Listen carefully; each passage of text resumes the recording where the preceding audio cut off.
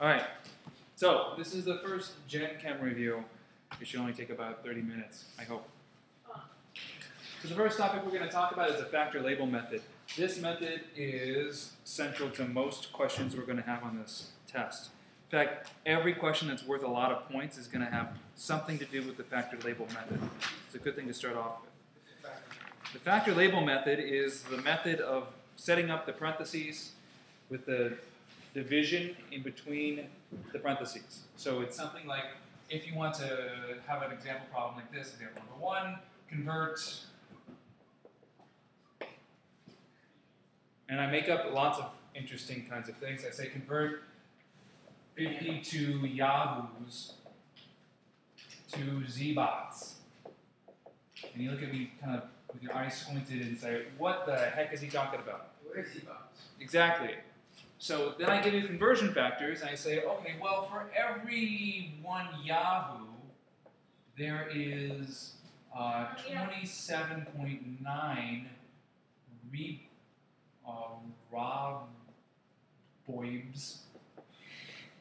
roboids, and for every 5.7 roboids, there are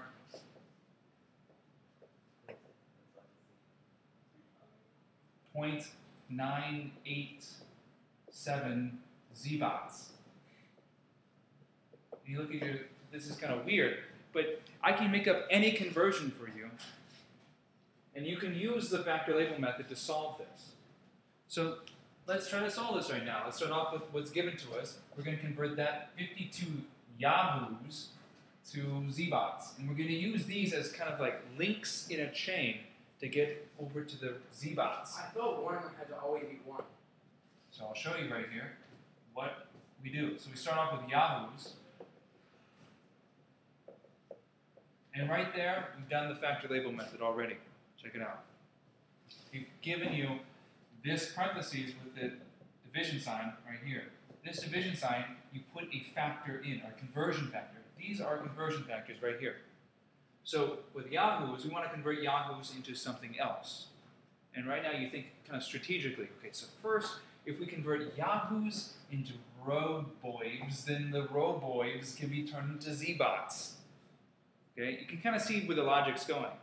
I'm just making up these units, but you can see that you go from this to that, right? And the way you do it is with these little conversions, because these things make it so they equal each other. So right here we've got yahoos. We can take yahoos and turn it into what? Roboids. Roboids.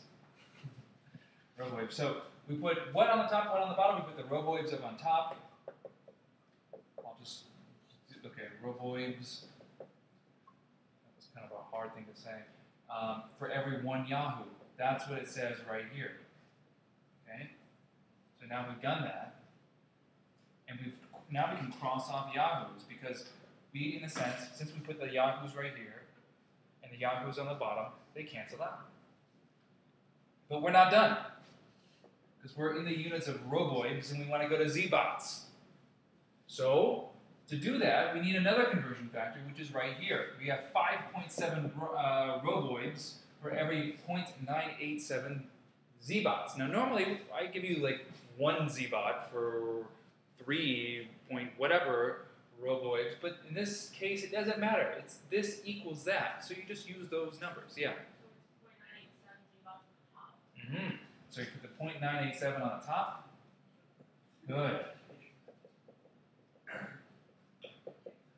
And on the bottom you put the roboids. 5.7 roboids. And Max, what's the answer anyway? Do you know? 254.52. I don't know. Oh, that's funny.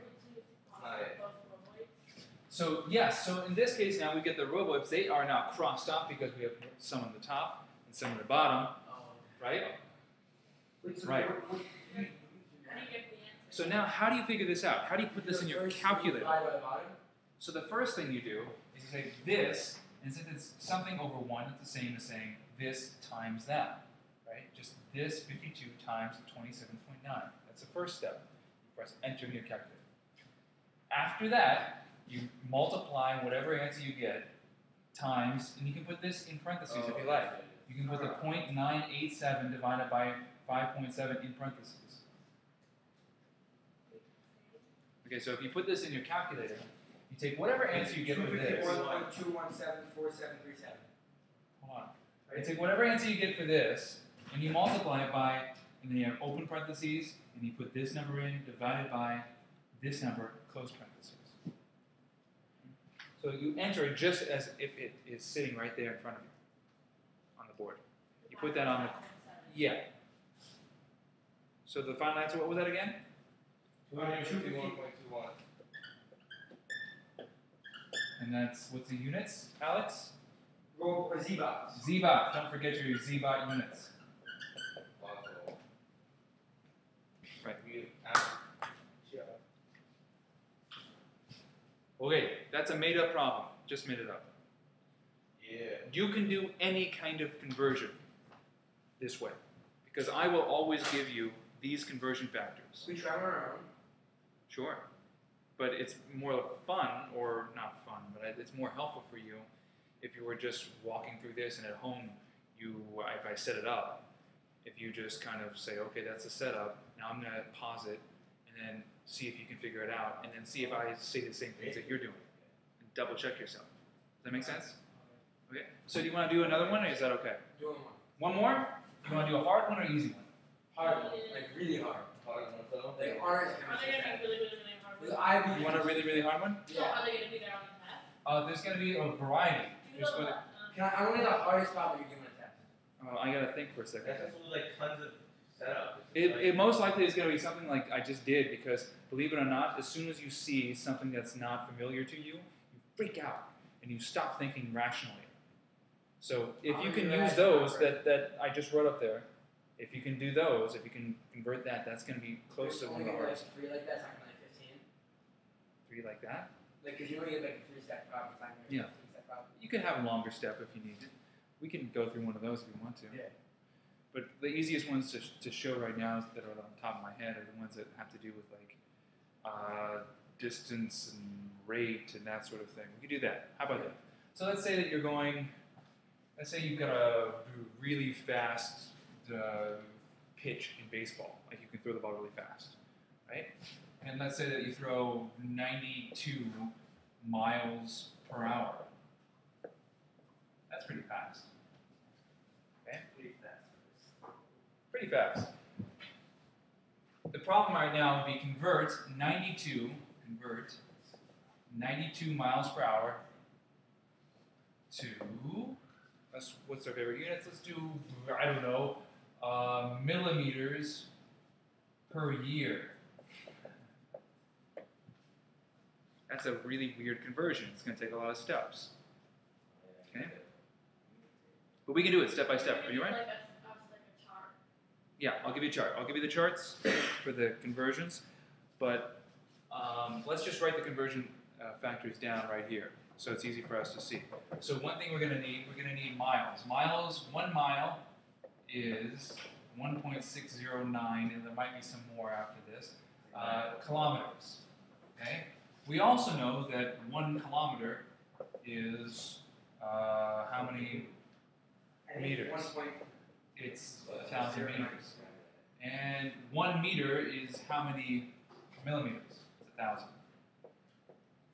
Okay.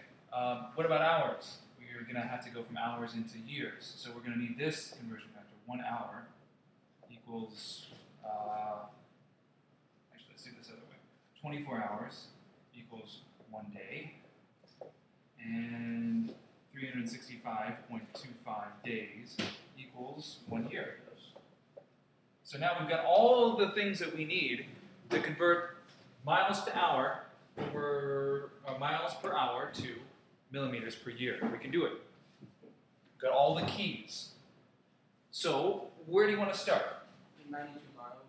You want to start with the miles, or do you want to start with the hours? Miles. Okay. This is going to be a long conversion that goes. It starts over here, and then we're going to have to start over on another line. Yeah. Okay?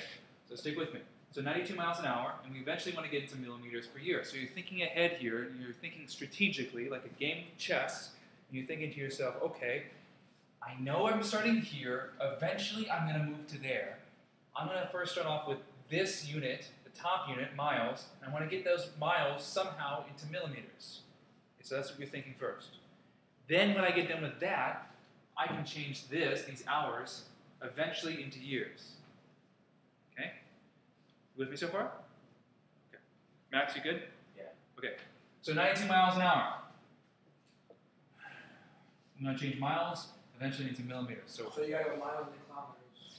we need miles and kilometers. So miles I'm going to put on the bottom. I'm going to put 1 mile down here. And 1.609 kilometers on the top. 609344. Right, but I just shortened it. Cross off the miles.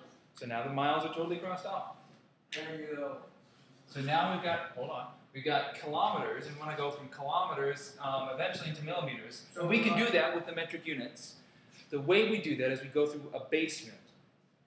And the base unit is meters.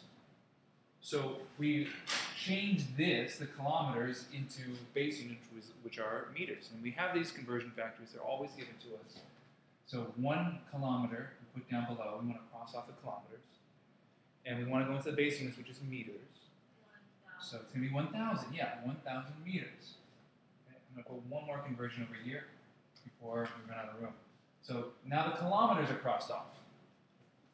So we're going to go from meters eventually now into millimeters, and we can do that with this conversion right here. So we put 1 meter on the bottom, and we put 1,000 millimeters right there. And that's how we're out of room. All right, so now I'm going to take this conversion, I'm going to move it down. We're going to go to this line down here. So now we've got millimeters, that's the unit that we wanted. That's great. I got 148028000. Oh, but don't go there yet. You don't need to put anything in your calculator. It's best just to, shoot, this is ready to go. It's best just to write it all out first, and that way you can just plug it in the calculator at the very end. Okay, let's do the rest. So now we've got miles are now changed into millimeters. We've got that, it's good. We want to change hours into years, and that's pretty easy. So now the hours are on the bottom, and you can't see that on the second line right here, but trust me, they're on the bottom, so now we want to cancel out those hours. So we want to put hours at the top of this fraction. So the hours, I want to put 24 hours on top over 1 day, yeah. And so now the hours are crossed off. And now the days, I want to change days into years. And we can do that with this conversion right here. So I'm going to do that. Times. And we've got days. 365.25 days per 1 year. And that is our last conversion. So now we have the final units of millimeters per year. If we do all of these steps correctly and put them in our calculator correctly. You would put days in the bottom, right? You put days right here. No, but like when you add it, when you put them together with miles per hour, with millimeters per hour and in millimeters per year, years are on the bottom. Yeah, that's right. Because years is on the bottom right here, right? We didn't cancel that out yet. And millimeters is at the top, right there, which is what we wanted. It's funny how that works, right? Shouldn't it be a lower number? You should think that, okay, so we're going, think about this. This is a really big unit, miles, and it's going into really small things. So that should be that should be bigger, but I'm saying the hour. But the hour now, that's a small unit going into a big unit. So maybe like 0.00. I don't know. Yeah, I like that you're thinking ahead, thinking how big these things should be. But it could kind of even itself out. This all looks like it's going to be multiplying straight across. So there's no division here at all. Wait, So you we're gonna multiply take 92 times that times 1.6 times 1,000 times 1,000 times 24 times 55? Yeah. Those are all in the same conversion line? These are all multiplying. So you're multiplying the millimeters times the hours? Okay. So how do you solve it from here? All you do, okay, all you're doing right now is you're setting up all these units to be canceled out. And all their numbers are just kind of going